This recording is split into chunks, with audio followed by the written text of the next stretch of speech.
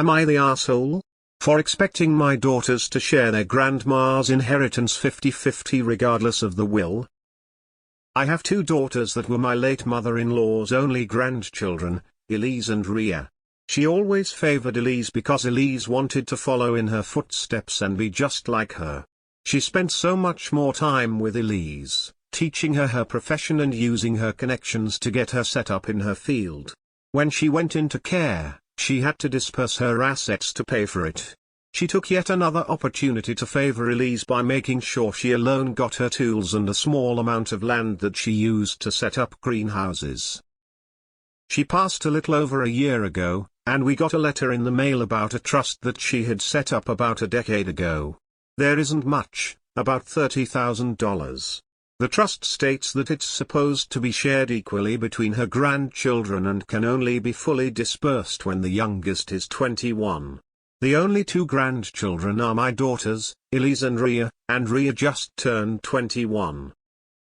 We asked about it, and got the answer that unfortunately, only Elise is eligible to withdraw any money from this trust. She set up a clause that anyone who had a child before the minimum age to inherit is automatically disqualified. In short, if one of the grandchildren has a baby before age 21, they get $0 and their portion goes to the other heirs. Rhea has a 2-year-old son, and Elise doesn't have kids, so according to the terms, Elise gets 100. I'm pissed. My wife wants to just let it go and ignore that it ever existed just like the land. I don't. My mother-in-law never treated Rhea like a real grandchild. She never spent real time with her or gave her the same opportunities. At the time she set this up, Elise had to undergo a hysterectomy. She set this up so that only Rhea could fail and she'd have an excuse to get a dig in one last time. I swallowed the land thing because it was affected Elise's career and there were already things to maintain that only Elise cared to, but this is too much. I think Elise is obligated to do the right thing and split this with her sister. Elise thinks we shouldn't fight the will and my wife is trying to stay neutral.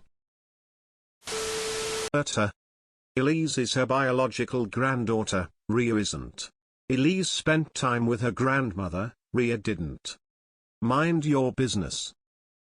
You're the asshole. You have absolutely no say in this inheritance. It wasn't your money and you have no right to say how it is divided up.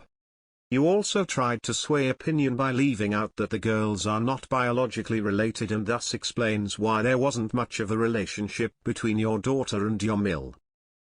Honestly, yeah, you're the asshole. Sure, I can see how you want to split evenly, but it's not your money to make decisions on. You literally have no claim to it, or can make any decisions regarding it. It doesn't even come from your side of the family. Stomp your feet all you want, it's Elise's choice what to do with it now. Grandmother didn't like the idea of teen mothers, and made sure that behavior wasn't rewarded. Sucks, but that's how it is. Edit spelling. You're the asshole for leaving out that Rhea is your Mill's step-grandchild, and Elise is Mill's bio-grandchild. That's a pretty critical part of the story. You're the asshole.